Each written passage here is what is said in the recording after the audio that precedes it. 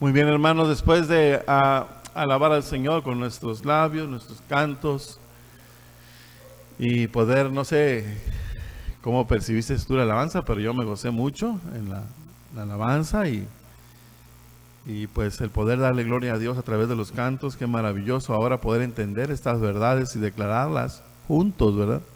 Al Señor, Señor Todopoderoso y bondadoso que ha sido con nosotros, con los pecadores que Él ha predestinado y somos parte del pueblo de Dios, posición inmerecida y privilegiada que nos ha dado. Vamos a continuar entonces con nuestro estudio, la predicación en esta carta de Judas, y vamos a continuar a partir del versículo 5, recordando nuestro bosquejo. Ya vimos la salutación que hace Judas en el versículo 1 y 2. Y estamos ahorita inmersos en este punto 2, los apóstatas desenmascarados. Judas pues habla y dice, cuidado, hay algo que puede estar mal, hay algo que debemos estar alerta y prevenirnos. Es el versículo 3 al 16. ¿Y con qué usa para desenmascararlos?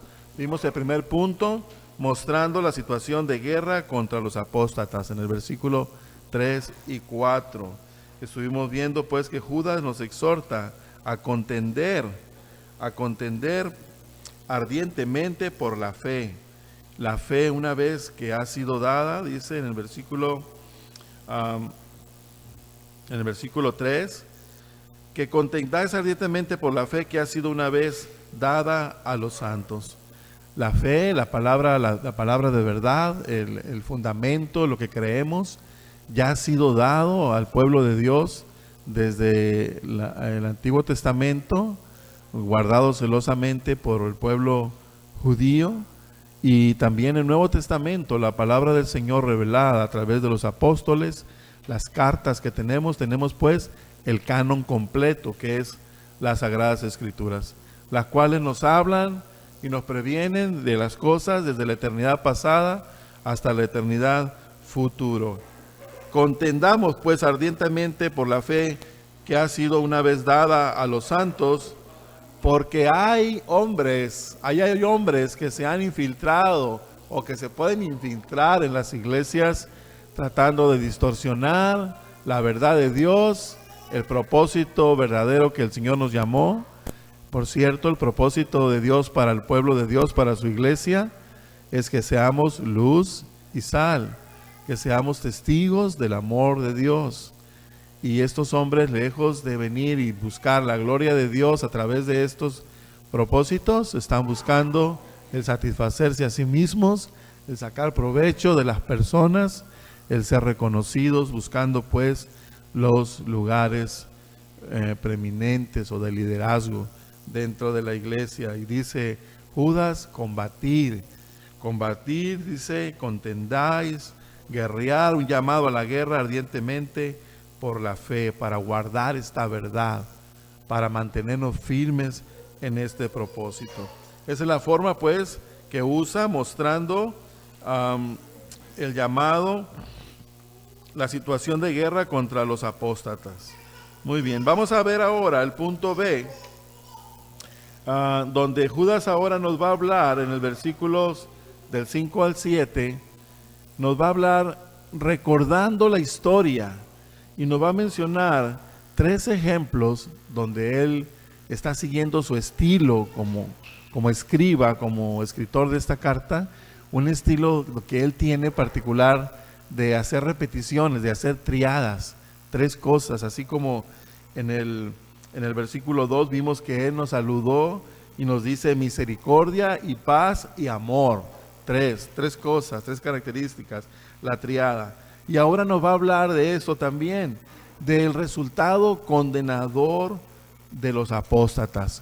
¿Cuál fue el resultado de las acciones de los apóstatas a través de la historia? Nos va a mencionar 3 ejemplos y nos va a mostrar que el resultado de sus acciones fue la condenación de parte del Señor.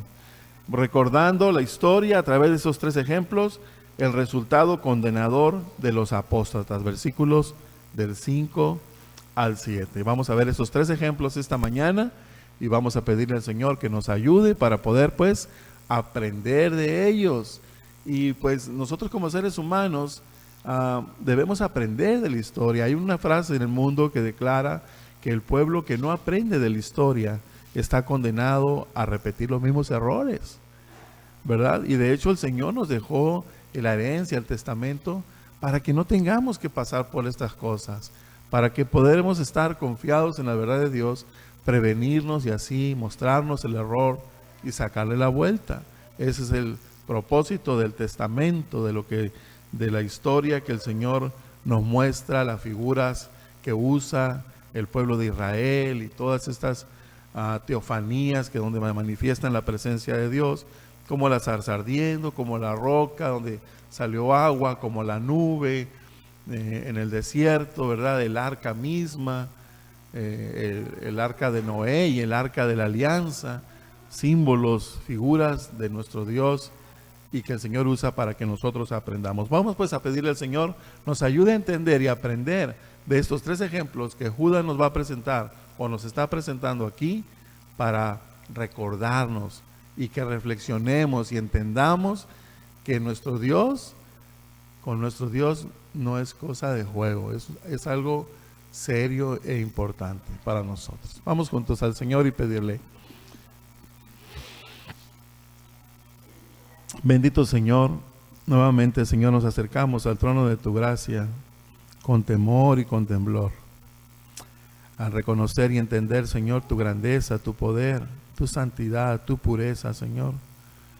También nos humillamos, Señor, nos rendimos ante tus pies y reconocemos, Señor, nuestro pecado que está delante, Señor, de ti, el cual, Señor, tú no eres ajeno, tú lo conoces todo, pero nos llamas, Señor, a estar a cuentas contigo, confesando nuestro pecado. Así que confesamos, Señor, nuestra falta, nuestra transgresión, Señor, y confiando en tu perdón, nos acercamos a ti, Señor, con confianza.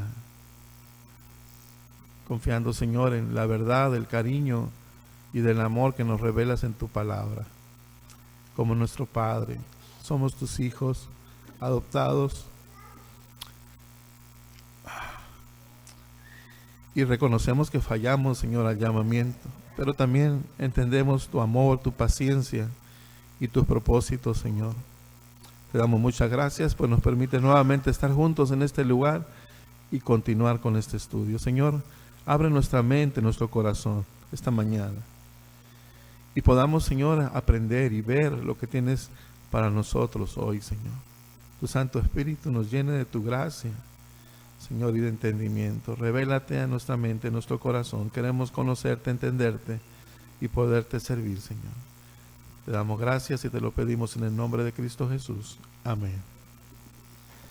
Muy bien, hermanos, entonces vamos a ver segundo punto, o punto B, recordando la historia del resultado condenador de los apóstatas, versículos 5, 6 y 7, del 5 al 7.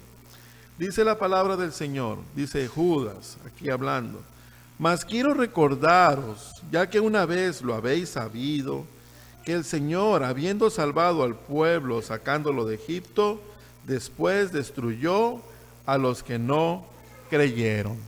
Y ahí nos está presentando el propósito por el cual menciona la historia y trae a colación estos tres eventos como ejemplos para que nosotros aprendamos de él. ¿Y cuál es el propósito? El versículo 5 dice: recordarnos, ya que una vez lo habéis sabido. Entonces el versículo 5 nos menciona el primer ejemplo. El pueblo de Israel mismo, cuando fue liberado de la esclavitud de Egipto, después fallaron en su fe, apostataron de la fe, negaron la confianza, el poder de Dios, y hubo resultados. En el versículo 6 nos habla de otro ejemplo: y a los ángeles que no guardaron su dignidad, sino que abandonaron su propia morada, los ha guardado bajo oscuridad, en prisiones eternas para el juicio del gran día. El segundo ejemplo que pone: ángeles caídos que desobedecieron, no se mantuvieron fieles al propósito de Dios para ellos, y dice que el Señor los tiene guardados, encarcelados, en prisiones, esperando el juicio eterno. Ese es un segundo ejemplo que vamos a analizar. Y por último, el tercer ejemplo, Judas nos dice, como Sodoma y Gomorra y las ciudades vecinas, las cuales de la misma manera que aquellos, habiendo fornicado e ido en pos de vicios contra naturaleza, fueron puestas, por ejemplo, sufriendo el castigo del fuego eterno. Ahí está el tercer ejemplo. ¿Quiénes son? Sodoma y Gomorra y las ciudades circunvecinas a ellos. ¿Qué pasó con ellos? Se desviaron en cuestiones inmorales, sexuales, apostataron del propósito natural que Dios dio para sus cuerpos y ellos desobedecieron, se desviaron y hubo consecuencias para ellos. No hay duda pues acerca de la actitud de Dios hacia estos apóstatas. Habíamos hablado que los apóstatas es que una vez conociendo la fe, reniegan de la fe, se apartan de la fe. Pero también en cierta manera la apostasía es negar la verdad de Dios, negar el propósito de Dios para sus criaturas. Una criatura que se revela del propósito de Dios para el cual fue creado, está apostatando de los propósitos del Señor para él. Entonces, en ese sentido, hasta los ángeles caen en esta, digamos, encajonados en esto de ser apóstatas, pues se rebelan y reniegan del propósito por el cual Dios los creó. Entonces, no hay duda acerca de la actitud de Dios hacia esos apóstatas. La ha revelado en más de una ocasión en el Antiguo Testamento. ¿Qué ha hecho Dios contra la gente que se revela a su voluntad? En el Antiguo Testamento nos presenta el carácter de Dios, su justicia, su fidelidad, pero sobre todo su pureza, su santidad. Y deja claro al pueblo de Israel que Dios, quien lo liberó con poder de la esclavitud de Egipto, es un Dios santo. Y la Escritura lo declara al tercer nivel de repetición. Santo, santo, santo. Es el Señor Dios Todopoderoso, ¿verdad? Toda la tierra está llena de su gloria, dice la Escritura. Entonces Dios se revela a su pueblo y le muestra su santidad. Con el Señor no se juega. Con el Señor no se juega y se manifestaba. Y tenemos casos donde se manifiesta. Tenemos el caso de Usa, el cuatita, ¿verdad? Ya lo hemos mencionado, que cuando quiso salvar el arca, pues cayó fulminado. Él pretendía que sus manos estaban más limpias que el lodo de la tierra, ¿verdad? Y entendemos ahí por qué. Es que Dios está mostrando su santidad. No es la tierra la que tiene problemas, el problema es el hombre. El hombre es el que tiene pecado. La ley no fue dada a los animales ni a las cosas creadas.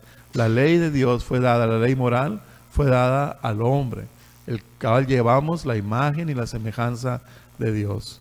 Entonces la tierra no tenía ningún problema, bien se podía caer y enlodar, nomás levántela y listo, ¿verdad? Era el hombre, la mano del hombre, y de hecho ellos eran enseñados siempre desde chiquitos, nunca, nunca, nunca, por ninguna razón, nunca jamás vayas a tentar o tocar el arca. Les decían y eran enseñados, y aún así él pretendió pues ayudar a Dios. También tenemos el caso de los hijos de Aarón cuando ofrecieron fuego extraño. Dios había dicho exactamente qué era lo que él iba a aceptar, y ellos, experimentando nuevos olores, nuevas cosas, presentaron olor extraño, fuego extraño al Señor. ¿Y qué pasó? Por este detallito salió fuego y fueron consumidos de parte de Dios. Dios mostró su poder, su santidad a su pueblo. Entonces Dios está revelando su carácter al pueblo. Y no nos vayamos muy lejos, simplemente desde Adán y Eva ya estaba mostrando Dios su justicia, su fidelidad, su santidad. Pues solo por el hecho de haber comido el fruto prohibido, fueron expulsados del paraíso, ¿verdad? Y nosotros decimos, ¿cuántos pecados tenemos? Si ellos por esos detallitos sufrieron las consecuencias, ¿qué diremos nosotros al respecto? ¿Cuántos pecados tenemos? ¿10? ¿100? Y luego, ¿qué tipo o qué clase de pecado, verdad? A veces hay unas cosas que son más abominables a los ojos de Dios que otras. Sin embargo, estamos en un tiempo de gracia donde el Señor mostró a su pueblo, el pueblo antiguo, la santidad, su justicia, su pureza. Y nosotros también las puso para que aprendamos de ellas y no caigamos en esa misma actitud.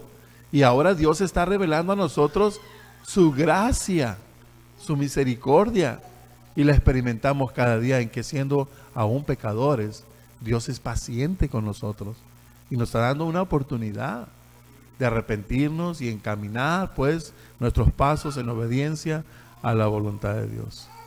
Para eso se escribieron estas cosas, para que aprendamos y para que no pasemos por esto nuevamente.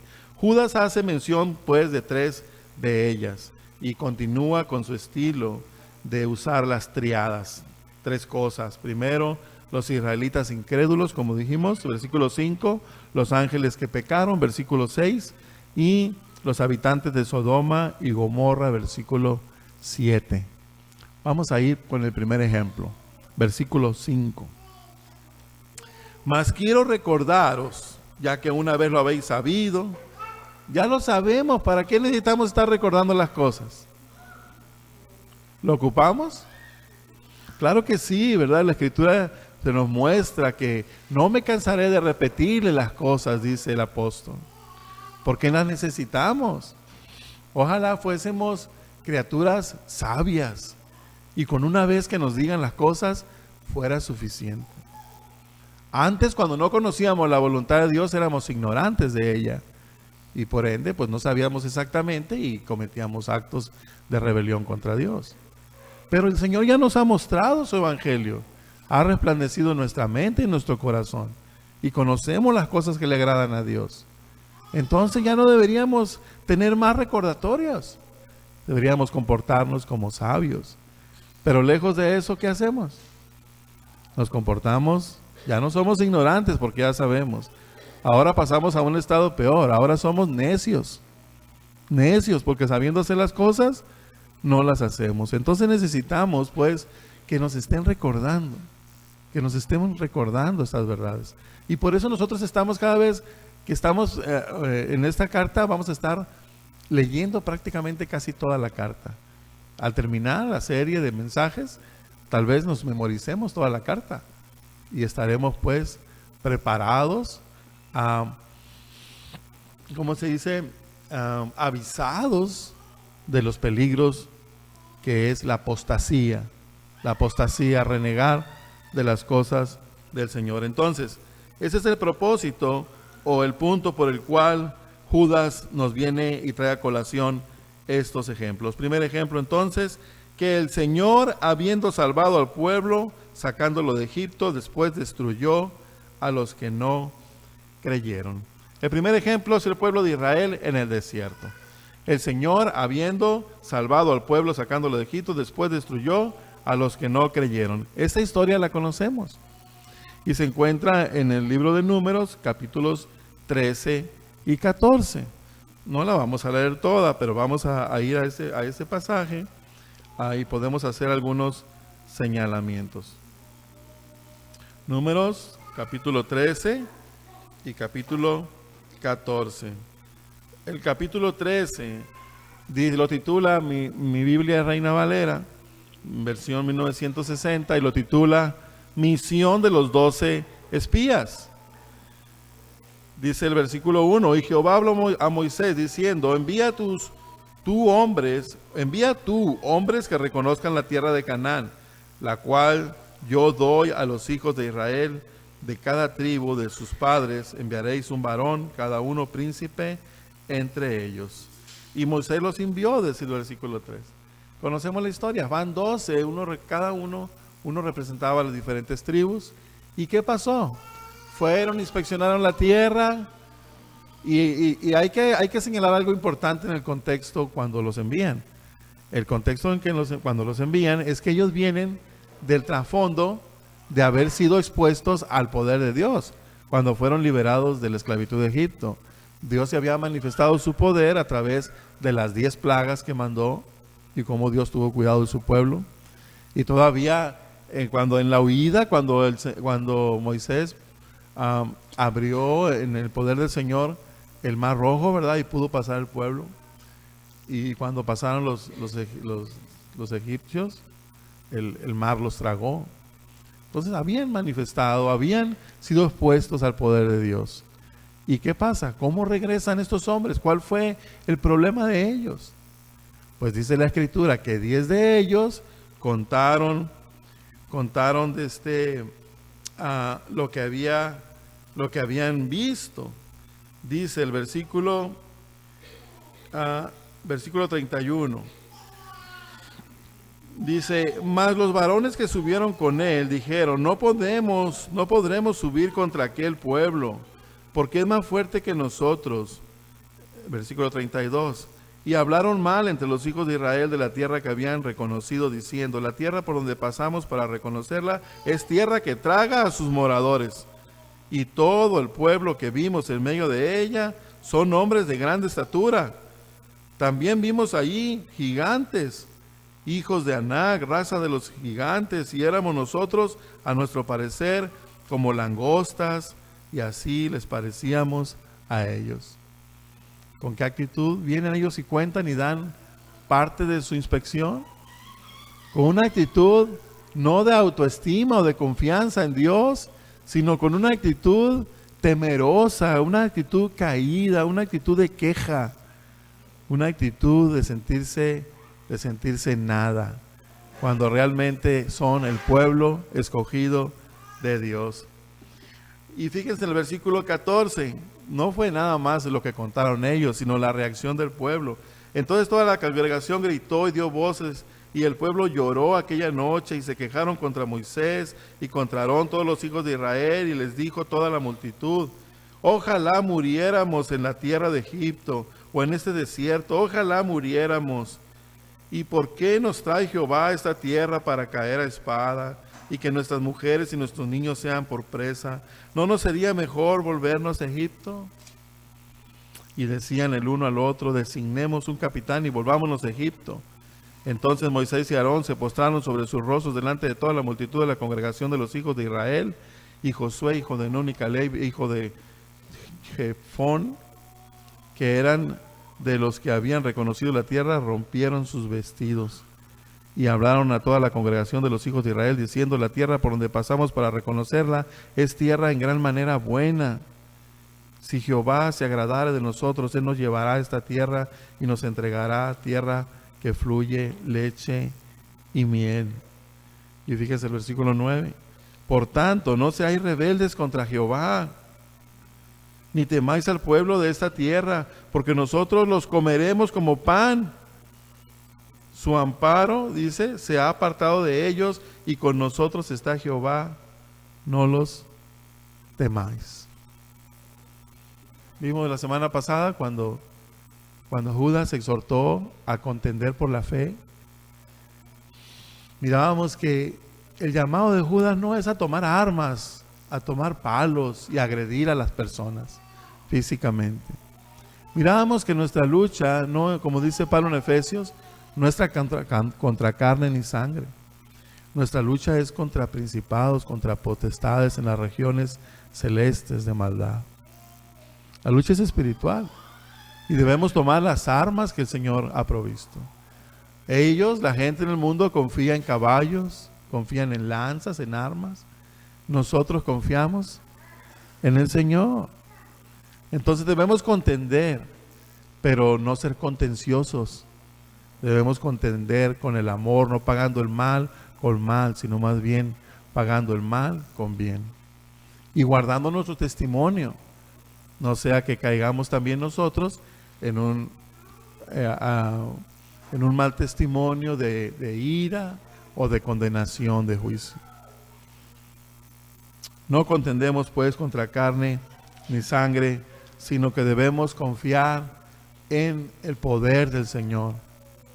Hermano, y si tú has tenido un problema, si tú has estado en una situación difícil, yo creo que como creyentes descansamos en el poder de Dios y hemos venido al Señor en oración, ¿no es cierto? En oración, pidiéndole su protección, su provisión. Y el Señor se ha manifestado en nuestras vidas, de tal manera que podemos conocer que las armas de guerra del creyente principalmente es la oración. La oración. Con la oración nosotros pues luchamos junto con los ángeles para que la palabra de Dios, para el que el propósito del Señor sea cumplido. Es la oración pues la razón o el arma que el Señor ha prometido. Ahora, Dios les había prometido a ellos que les daría esa tierra. Y si seguimos leyendo los capítulos 13 y 14, vemos pues el desarrollo de esta historia y cómo la gente renegó y cómo Moisés y Aarón intercedieron por ellos y Dios estuvo de acuerdo y los perdonó, pero les dio una sentencia o trajo consecuencias su pecado. Aunque el Señor los perdonó, Él dijo que todos los hombres, varones, de 20 años y más, no llegarían a la tierra prometida, sino que morirían en el desierto, en el peregrinar que el Señor les trajo durante 40 años en el desierto. Los perdonó, sí, pero hubo consecuencias. Dios había prometido la tierra de Canaán al pueblo, y junto con la promesa se incluía también la capacitación necesaria para tomarla. Dios había manifestado su poder al pueblo. Dios les había dicho que esa tierra era para ellos. Pero el pueblo se atemorizó con el informe de los 10 espías incrédulos y se rebelaron, dudaron en contra del Señor. El resultado fue que todos los hombres que tenían 20 años y más al dejar Egipto perecieron en el desierto, con la excepción de 2 de ellos. ¿Quiénes fueron? Caleb y Josué, quienes ellos afirmaron: nosotros los comeremos a ellos, porque el amparo de ellos se ha ido y Jehová está con nosotros. Esa fue la exclamación de estos 2 guerreros creyentes en el Señor y confiados no en sus fuerzas, porque ellos eran soldados adiestrados para la guerra, sino que estaban confiando en el Señor, en el poder del Señor y no en la capacidad que ellos mismos tenían. En Hebreos capítulo 3, versículo 16 al 19, nos hace referencia también a este suceso. Hebreos 3, 16 al 19.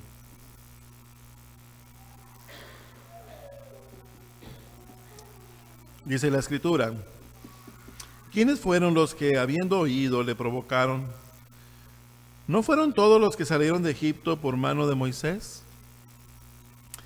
¿Y con quiénes estuvo él disgustado 40 años? ¿No fue con los que pecaron, cuyos cuerpos cayeron en el desierto? ¿Y a quienes juró que no entrarían en su reposo, sino aquellos que desobedecieron? Y el 19 dice: y vemos que no pudieron entrar a causa de incredulidad. El apostatar, el renegar, el no confiar en el Señor, eso es falta de fe y eso es pecado.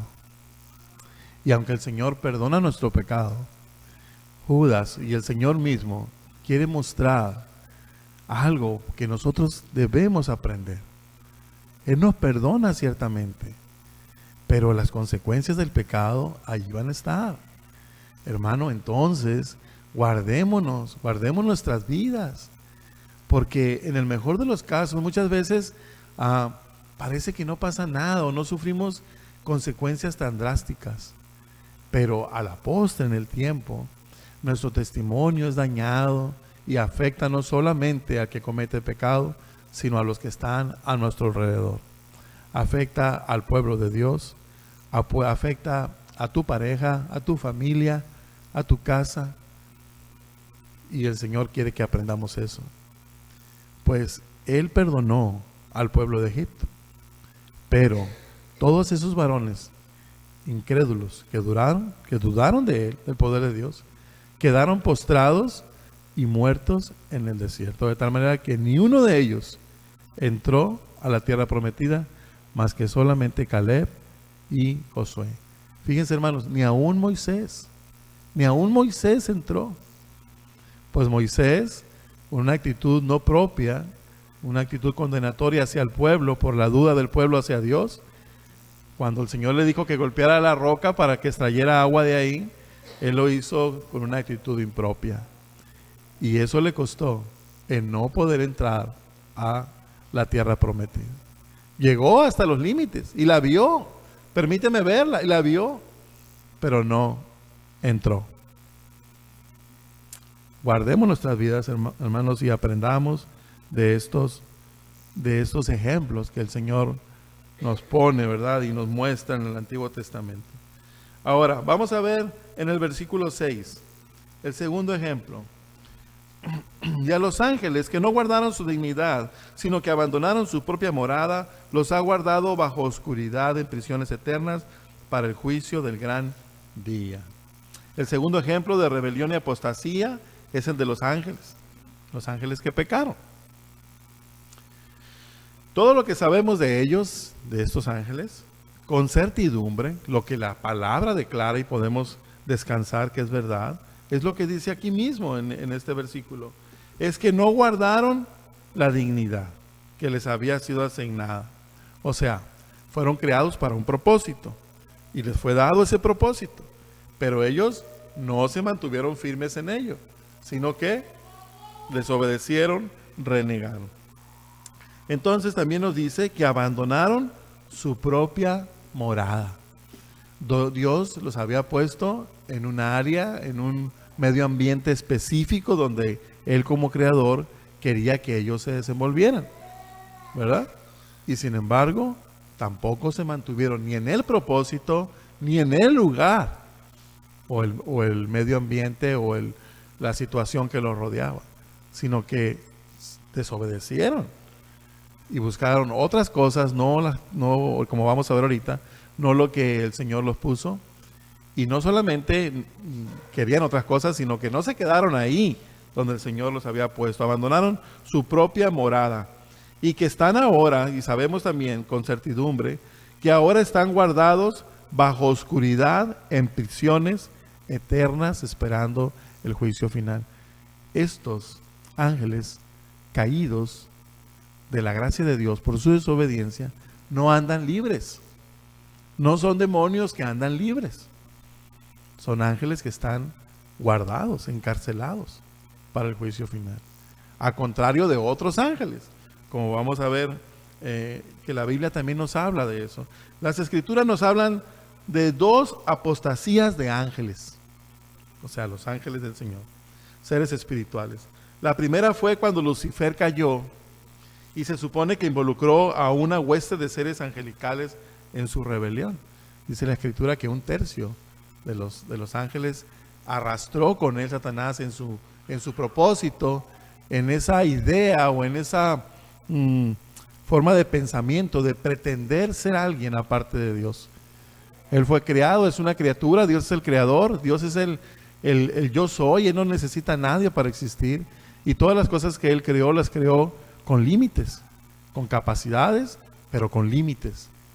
Y las criaturas angelicales no son la excepción. Ellos también les puso límites.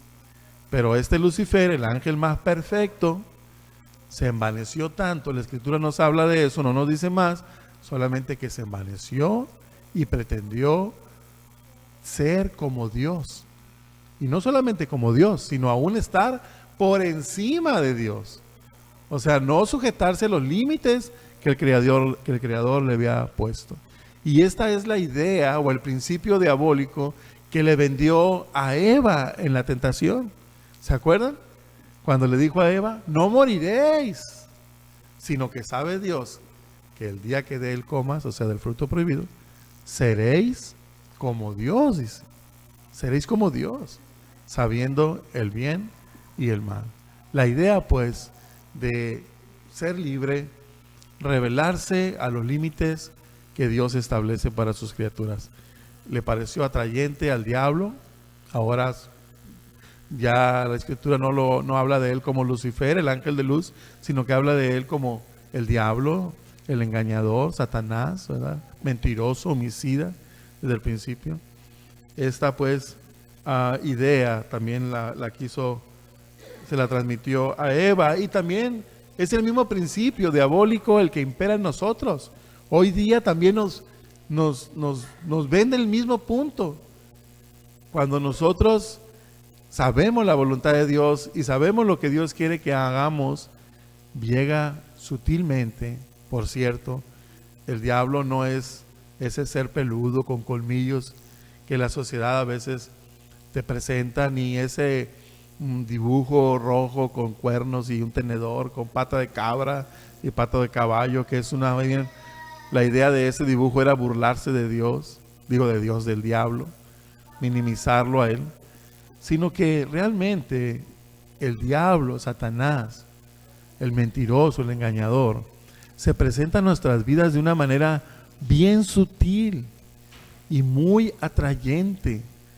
No se olviden que él mismo es ángel, era ángel de luz, se viste como ángel de luz, pretendiendo que las cosas que te promueve son buenas, y te vende esa idea sutilmente.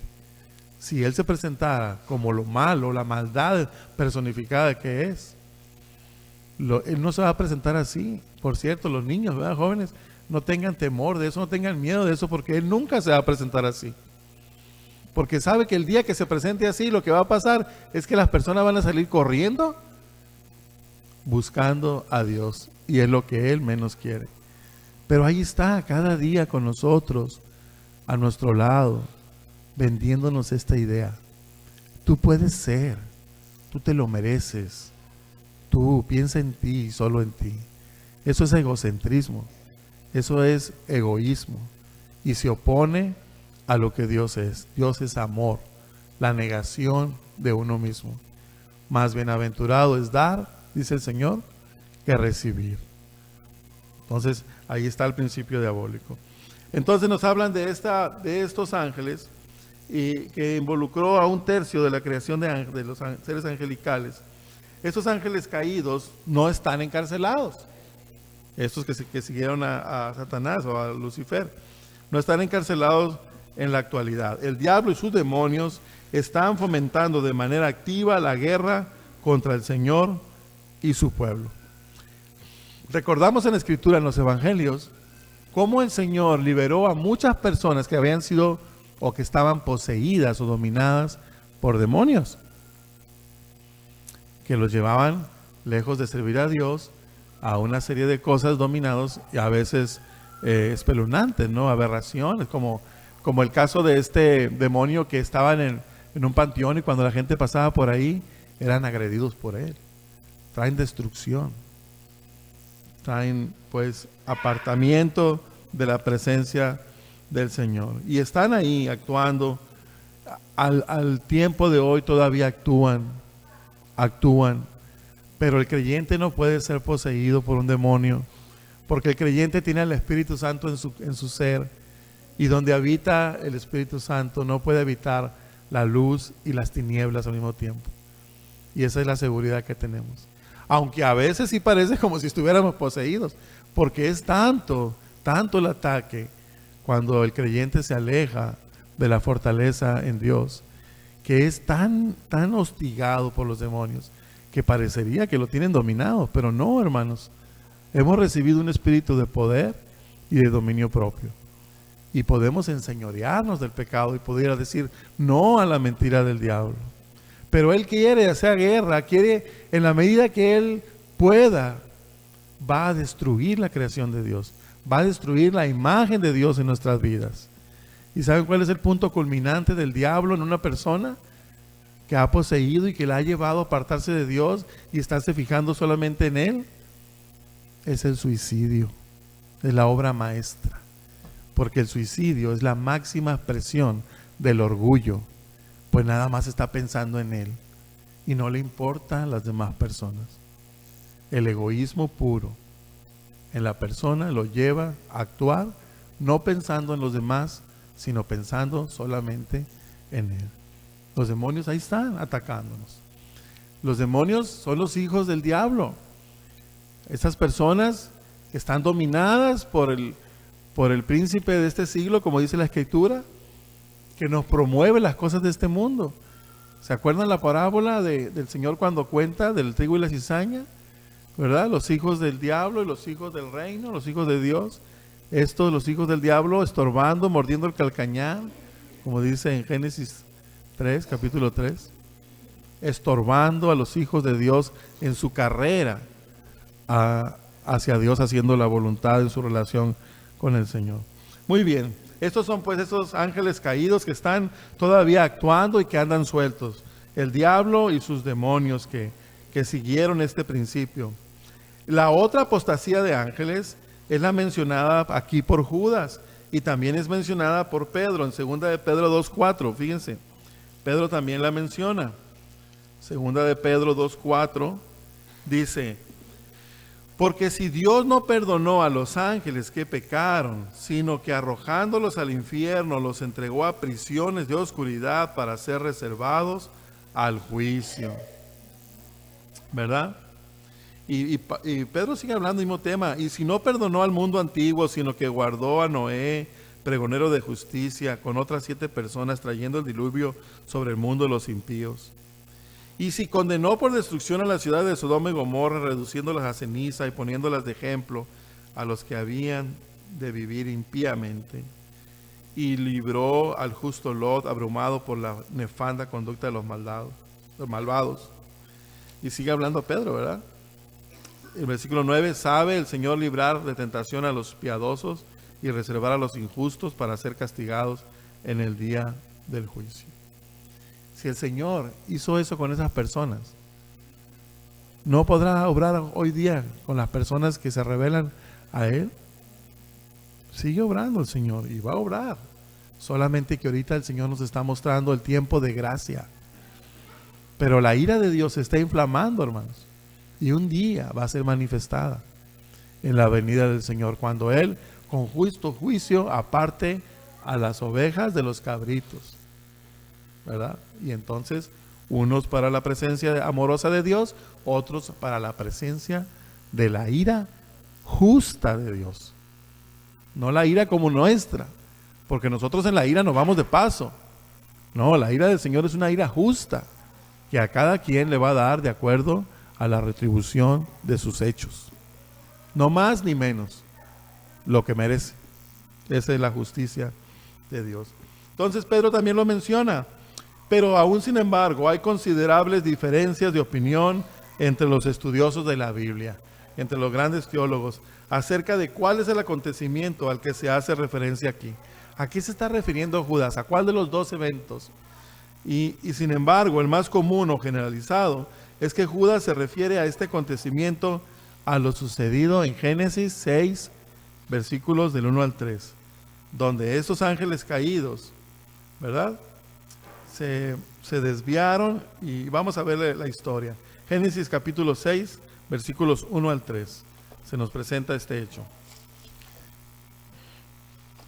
que de por sí es algo muy, muy, muy controversial y diferentes puntos de opinión que deberíamos conocerlas, y pues que el Señor nos lleve a una convicción en cuanto a lo que realmente es aquí.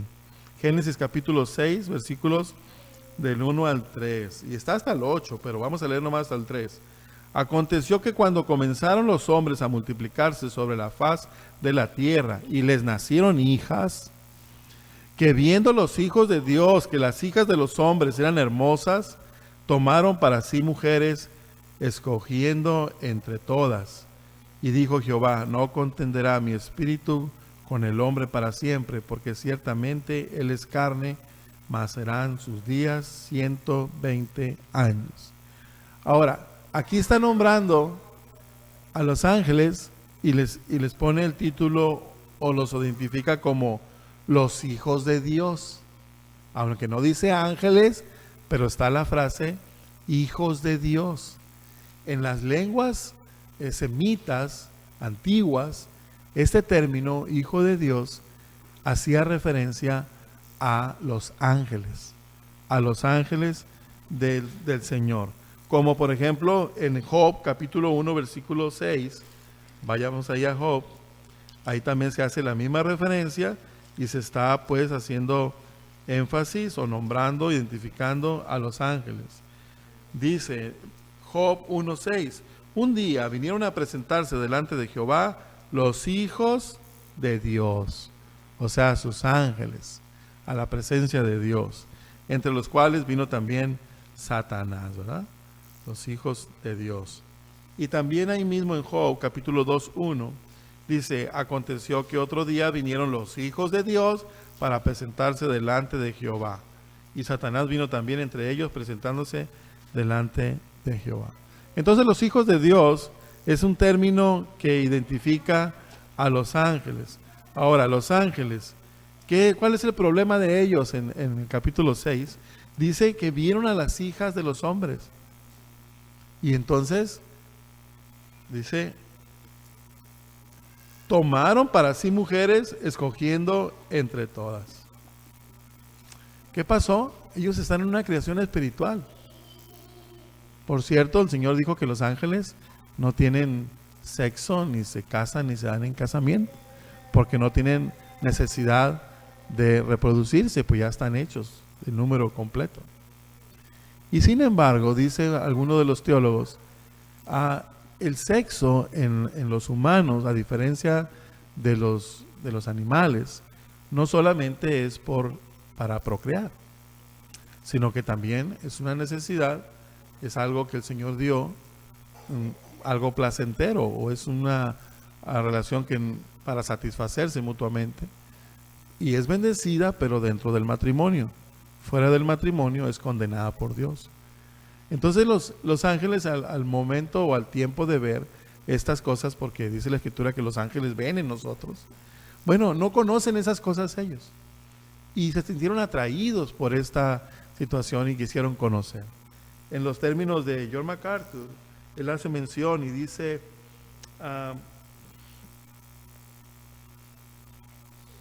John MacArthur comenta que estos hombres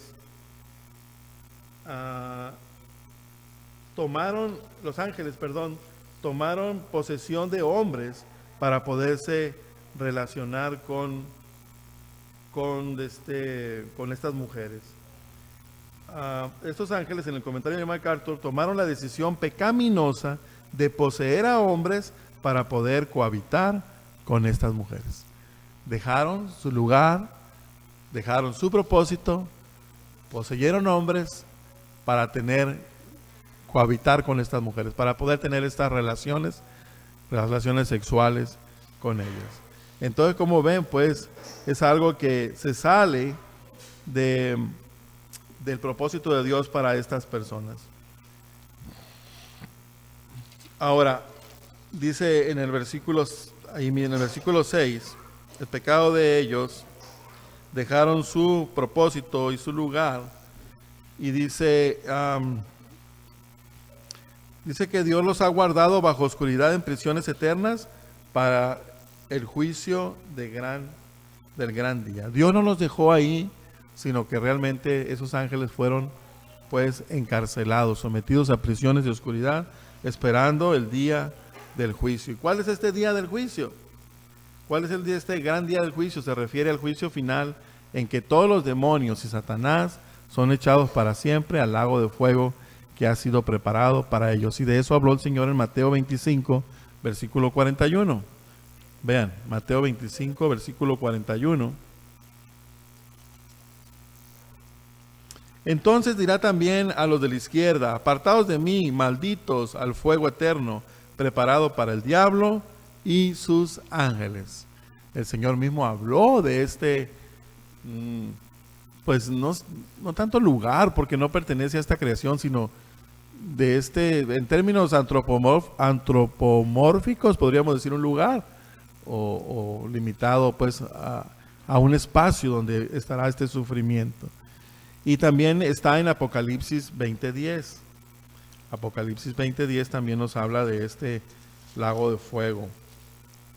Dice, y el diablo que los engañaba fue lanzado en el lago de fuego y azufre, donde estaba la bestia y el falso profeta, y serán atormentados día y noche por los siglos de los siglos. Es un lago de fuego, el infierno, preparado para Satanás y sus demonios. ¿Y qué creen, hermanos? Pues que también hay lugar para todos los impíos. No nada más Satanás y sus demonios, sino que también es un lugar donde van a ser arrojados todos los impíos que apostataron, que renegaron, que rechazaron la gracia de Dios, que rechazaron a Cristo como Hijo de Dios y como el Salvador. Apocalipsis 20:15. Ahí nos dice también. Apocalipsis 20:15. Ya lo hemos hablado, el juicio ante el gran trono blanco, pues se presentan todos. Versículo 14, y la muerte y el Hades fueron lanzados al lago de fuego. Esta es la segunda, la muerte segunda. Y el que no se halló inscrito en el libro de la vida fue lanzado al lago de fuego también. Y hace referencia a los hombres impíos. El mundo nos presenta el infierno de manera cómica o burlándose de esta creencia. Nos presenta el infierno como un lugar donde anda el diablo y sus diablitas, donde todo va a estar los tomadores y se van a estar divirtiendo y haciendo fechorías y todo. Eso es la idea que el mundo presenta sobre el infierno. Pero no es tal. El infierno es un lugar o es un estado donde será el lloro y el crujir de dientes. Un lado de sufrimiento eterno, como hemos leído. Nos advierte pues Judas, nos advierte el Señor en este caso, que aún los ángeles, Dios los juzga y su pecado trae consecuencia. Y quiere que aprendamos, hermanos, nuestro pecado, aunque Dios nos perdona, trae consecuencias. Gracias a Dios, porque a nosotros, nuestro pecado, el Señor pagó por nuestros pecados y ha arrojado nuestros pecados al abismo y ha prometido no acordarse jamás de ellos. Sin embargo, los pecados traen consecuencias y debemos tener cuidado. ¿Se acuerdan cuando Pablo habla en 1 Corintios 3? Cuando habla yo como perito arquitecto, dice, puse el fundamento y alguien edificó sobre ese fundamento, pero mire cada quien cómo sobreedifica, porque la obra de cada uno será probada como por fuego. El que edificó con madera o con heno, con hojarascas, dice, si bien él saldrá salvo, vivo, como quien sale de un incendio sin nada, todo chamuscado. El Señor ha perdonado nuestros pecados. La salvación es segura en Cristo Jesús. Pero saldrá sin nada, como quien sale de un incendio. Las consecuencias del pecado. Dios no lo va a perdonar. Dios va a ejercer su santo juicio.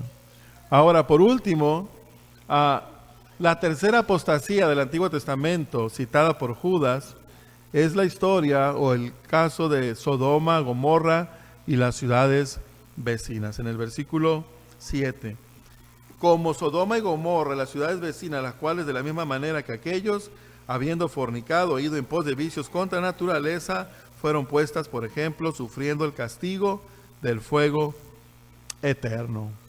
Este pasaje o esta historia la encontramos en Génesis capítulo 18, 16 hasta el 19-29. Conocemos la historia, no vamos a leerla ahí por causa de tiempo. Ya conocemos la historia de Sodoma y Gomorra. ¿Qué sucedió? Pues que el Señor vino y llegó a tal grado el punto de maldad de esta gente, que el Señor viene y trae juicio sobre ella, pero antes le avisa, llega Abraham, ¿no? Y le dice lo que va a hacer. Y esa es la historia donde recuerdan que Abraham le dice, Señor, pero si hubiera 50 ahí justos, pues por 50 justos no lo haría, dice así. Y luego vuelve a preguntar, y si hubiera 40, pues por 40 no lo haría. Y así va reduciendo el número, ¿verdad?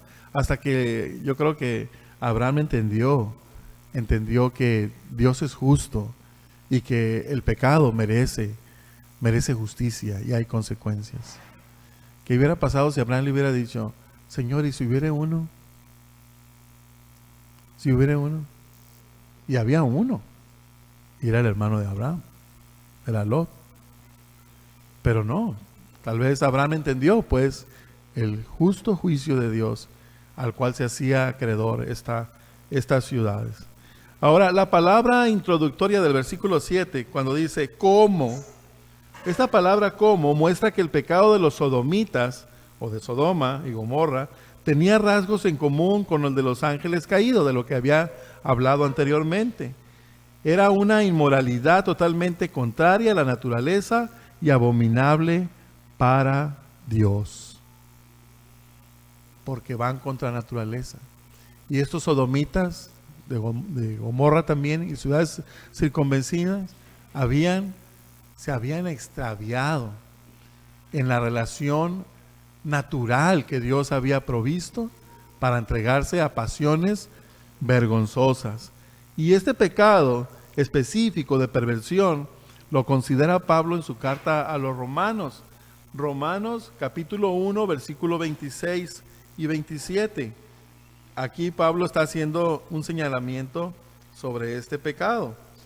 Vayamos ahí a Romanos capítulo 1, versículo 26. Dice: por esto Dios los entregó a pasiones vergonzosas, pues aún sus mujeres cambiaron el uso natural por el que es contra naturaleza.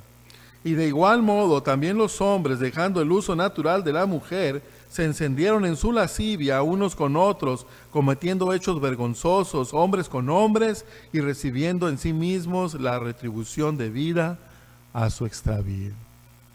¿Recuerdan la historia? Cuando llegan los ángeles a avisar a Lot que saliera él y su casa, dice que Lot los hospedó en su casa. Y cuando el pueblo vio que habían llegado estos dos hombres extranjeros, ya por la tarde fueron a la casa de Lot pidiéndole que los entregara, porque ellos querían conocerlos.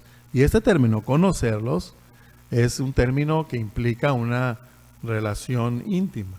Como cuando dice de José y María, después de que María concibió al Señor, dice la Escritura que ya después María conoció a su esposo, o su esposo conoció a su esposa María.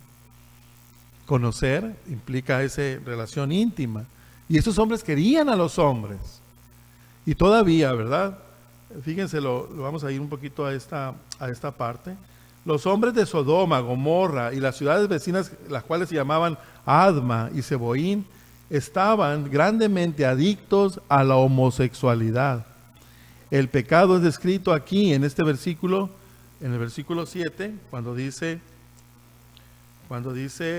habiendo fornicado e ido en pos de vicios contra naturaleza. La relación sexual Dios la bendijo a Adán y Eva y les dijo: fructificad, multiplicad, poblad la tierra. La relación bendita de parte de Dios sobre el sexo es entre un hombre y una mujer, entre Adán y Eva. Y sin embargo estos hombres se fueron contra la naturaleza y se entregaron, pues, como dice Pablo, en la lascivia de la concupiscencia de sus corazones, significando que es totalmente contrario al orden natural que Dios había ordenado. Se trata de lujuria y lascivia, tanto en el ámbito heterosexual. Génesis 19:8. Vamos a recordar aquí este punto nada más para que vean la perversión de este pueblo, de esta ciudad, porque estaba prácticamente toda la ciudad exigiendo a Lot que le entregaran a estos hombres. Dice Génesis 19:8: he aquí, ahora yo tengo dos hijas. El versículo 7.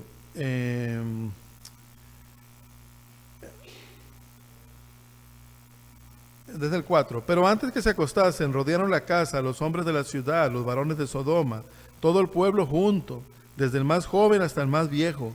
Y llamaron a Lot y le dijeron: ¿dónde están los varones que vinieron a ti esta noche? Sácalos para que los conozcamos. Entonces Lot salió a ellos a la puerta y cerró la puerta tras sí y dijo: os ruego, hermanos míos, que no hagáis tal maldad. He aquí, ahora yo tengo dos hijas que no han conocido varón. Os las sacaré fuera y haced de ellos como bien os pareciere. Solamente que a estos varones no hagáis nada, pues que vinieron a la sombra de mi tejado. Y es algo crudo a la luz de nuestra sociedad y de nuestra cultura, lo que Lot está haciendo aquí. Pero en el contexto de la cultura de ellos, cómo se manejaban las cosas, Era súper ultra ofensivo que un huésped de tu casa sufriera alguna afrenta, porque estaba bajo tu cuidado, bajo tu protección. Y es a lo que está haciendo referencia a Lot. Y él les dice, tengo 2 hijas. Y ellos, ¿qué pasó con ellos? Y ellos respondieron, versículo 9, quita ya. Y añadieron, perdón. Entonces Lot salió a la puerta y ruego que no, y he aquí ahora tengo 2 hijas y fue solamente varones en nada. Y ellos respondieron, quita allá. Y añadieron, vino este extraño para habitar entre nosotros y habrá de elegirse en juez. Ahora te haremos más mal que a ellos. Y hacían gran violencia al varón, a Lot, y se acercaron para romper la puerta. Entonces los varones alargaron la mano y metieron a Lot en casa con ellos y cerraron la puerta. ¿Juzgaron a Lot? ¿Por qué te vamos a hacer caso? ¿Verdad? ¿Quién eres? Eres extranjero entre nosotros.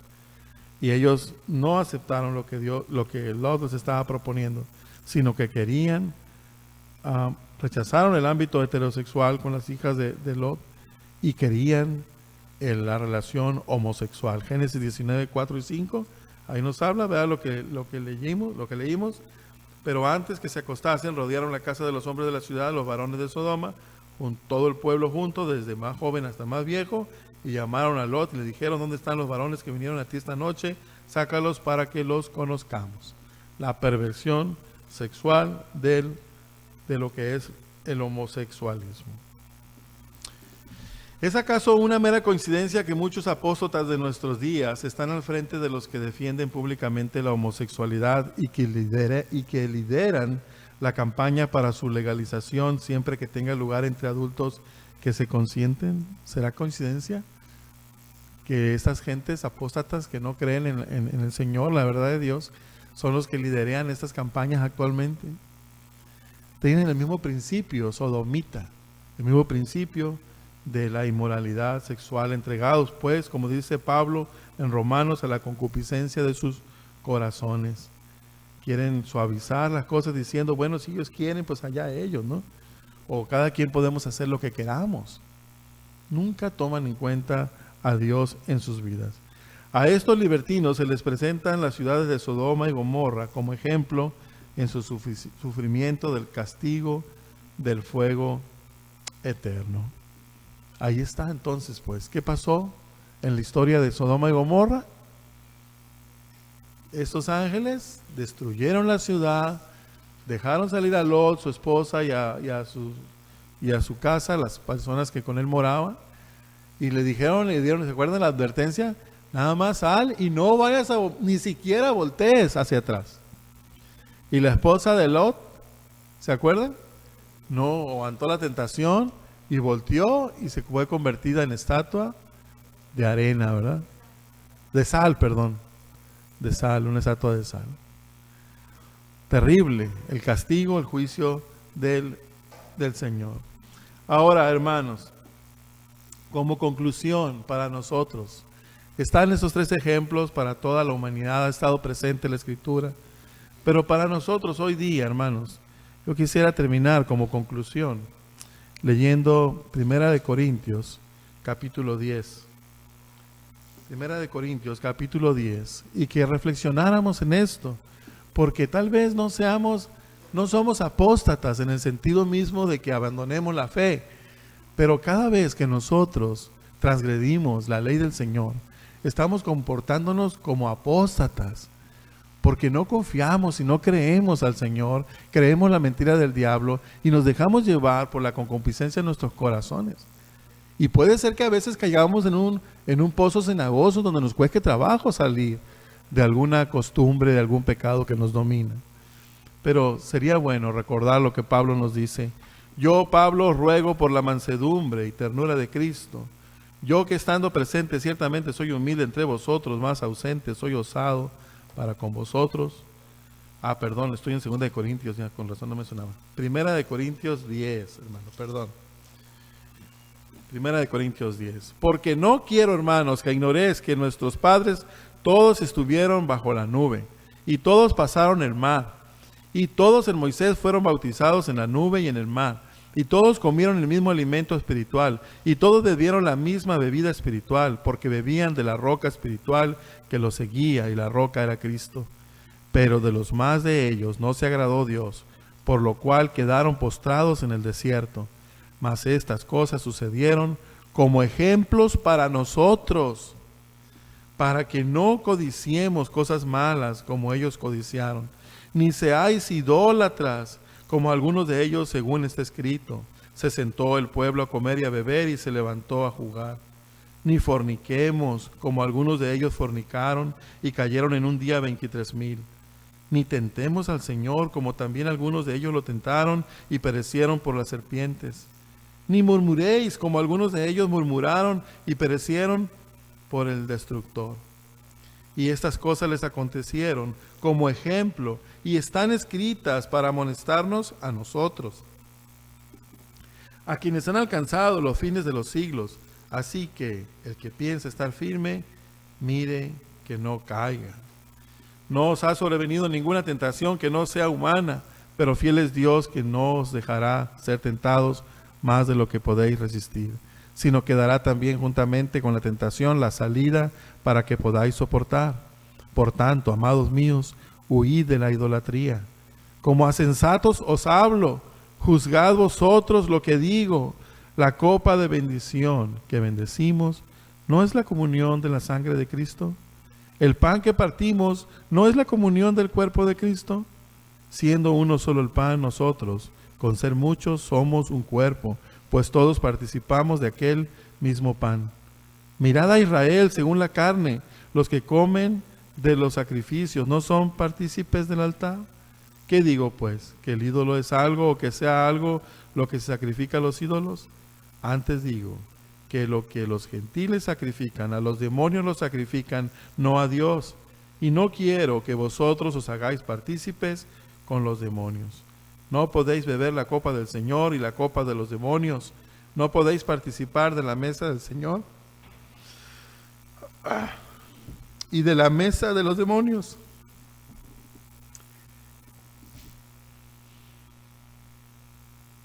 ¿O provocamos celos al Señor? ¿Somos más fuertes que Él?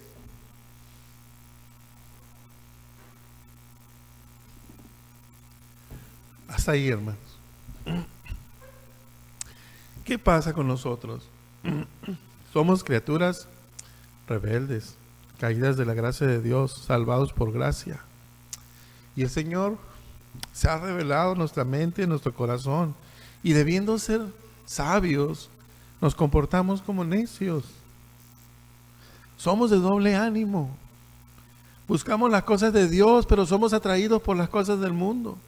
Queremos servir a Dios, pero también somos atraídos por la concupiscencia de nuestros corazones, los deseos. Alabamos y adoramos a Dios, pero idolatramos las cosas materiales. El enemigo, cuando vio que no podía, y entre más era perseguida la iglesia, hay un dicho en el mundo que dice: si no puedes contra el enemigo, únete a él. Y eso fue lo que hizo el diablo. Diluyó y suavizó y dejó de la persecución al pueblo, y entonces la iglesia fue corrompida y fue diluido el mensaje del Señor. Nosotros a veces caemos en esa trampa del diablo y negamos la salvación tan grande que el Señor nos ha dado. Que el Señor nos ayude, hermanos, a no ser de doble ánimo, sino a servir a nuestro Dios con un corazón agradecido y dispuesto. Y como dijo Pablo, no confiando en nosotros mismos. El que crea que está firme, mire que no caiga. Y no creas que estés firme, hermano, porque es muy sutil. Y tal vez estás haciendo cosas que ni siquiera te has dado cuenta que desagradan a Dios. Por eso, cuando nosotros celebramos la Santa Cena, debemos examinarnos. Es un acto donde debemos presentar nuestras vidas al Señor y pedirle que el Señor vea dentro de nuestro ser, y si hay alguna perversidad, la pueda sacar a la luz y podamos arrepentirnos de ello. No podemos, la carne no puede ni quiere someterse a la voluntad de Dios. O andamos en la carne o andamos en el Espíritu. Andad pues en el Espíritu, dice Pablo, y no satisfagáis los deseos de la carne, los cuales son muerte, pero el Espíritu es vida. Andemos en el Señor, hermano, forcémonos, alimentémonos, alimentar al Espíritu, meditando en su palabra, memorizando el versículo que tenemos como iglesia cada semana, reflexionar en él, no nomás de memoria, sino reflexionar en él, y verás cómo el Señor te va mostrando cada semana, en cada acto de tu vida, cosas relacionadas con ese versículo, y así podremos apropiarnos de la palabra de Dios. Hermanos, ante la ignorancia de la humanidad y el tremendo trabajo del engañador, se ha venido presentando a Dios no como Él es en la totalidad de su carácter, revelado en las Sagradas Escrituras, sino que se hace énfasis en su benevolencia, en su amor, en su misericordia, en su fidelidad, personalidad que nos encanta, y de hecho así es Él es así, pero se dejan de lado, hermanos, o no se señala como de suma importancia su carácter, como es su santidad, su justicia, su ira santa, sus celos. Dios es celoso y Él quiere toda la gloria y toda la adoración para Él. Esta parte de su persona debería provocar en nosotros, o sea, su santidad, su justicia, su ira santa, sus celos, debería provocar en nosotros una actitud de temor y reverencia, la cual debería moldear nuestra conducta, teniendo siempre presente las consecuencias de fallarle a Él, como hemos visto en estos 3 ejemplos, esforzándonos para creer y vivir su verdad y no la mentira del diablo. Con eso en nuestras mentes, vamos a darle gracias al Señor y pedir por su fortaleza. Amén, hermanos. Padre Celestial, gracias, Señor, porque no nos has dejado, Señor, a ciegas. Nos has dado tu palabra como una lámpara, Señor, como una lumbrera en nuestro camino. Señor, ayúdanos a no ser solamente oidores, sino hacedores. Señor, tómanos de tu mano poderosa. Sosténnos, Señor, de pie firmes ante los embates del enemigo y ante los deseos de esta carne, ante la atracción del mundo, para poder resistir, Señor, el momento malo, para poder decidir por ti y por tu verdad. Señor, obra en nuestras vidas, Señor, porque si tú no obras, Señor, en vano trabajamos. Señor, nos encantan las cosas de la carne. Nos encantan las cosas del mundo. Y nos engaña el engañador. No nos dejes. No nos dejes, pues, Señor. Avergüénzanos. Y que nuestra mirada esté siempre en la cruz, al ver el pago que has hecho por nosotros, por nuestro pecado. Señor, que no pisoteemos la salvación preciosa que nos has dado como quien pisotea una flor, sino que valoremos tu plan de salvación y tu obra redentora. Ayúdanos, Señor. Te lo pedimos en el nombre de tu Hijo amado Jesucristo. Amén.